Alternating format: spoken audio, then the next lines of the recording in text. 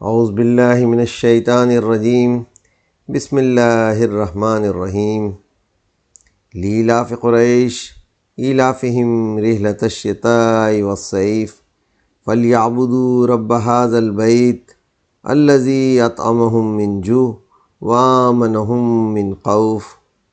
قریش مانوس کیے گئے، وہ سردی اور گرمی کے سفروں سے مانوس کیے گئے، سو اور کچھ نہیں تو تنہا اسی کے باعث انہیں چاہیے کہ اس گھر کے مالک کی عبادت کریں جس نے ان بنجر پہاڑوں کی بھوک میں انہیں کھلایا اور ان کے خوف میں انہیں امن عطا فرمایا۔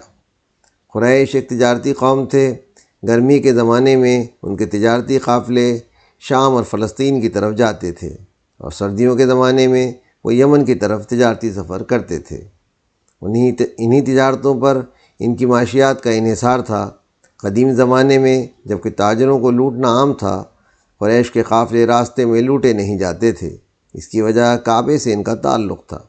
قریش کعبے کے قادم و متولی تھے، اور لوگوں کے ذہنوں پر چونکہ کعبے کا بہت زیادہ احترام تھا، وہ کعبے کے خادموں اور متولیوں کا بھی احترام کرتے تھے۔ اسی بنا پر وہ ان کو نہیں لوٹتے تھے۔ یہاں حکمت دعوت کے تحت قریش کو یہ واقعہ یاد دلاتے ہوئے انہیں اسلام کی طرف بلایا گیا ہے، اور کہا گیا ہے کہ یہ بڑی ناشکری کی بات ہوگی کہ تم بیت اللہ کے دنیاوی فائدے تو حاصل کرو، اور اس سے وابستہ ہونے کی جو ذمہ داریاں ہیں ان کو پورا نہ کرو۔ جو خدا انسان کو مادی فائدے پہنچاتا ہے، اسی خدا کی اس کو عبادت بھی کرنا چاہیے۔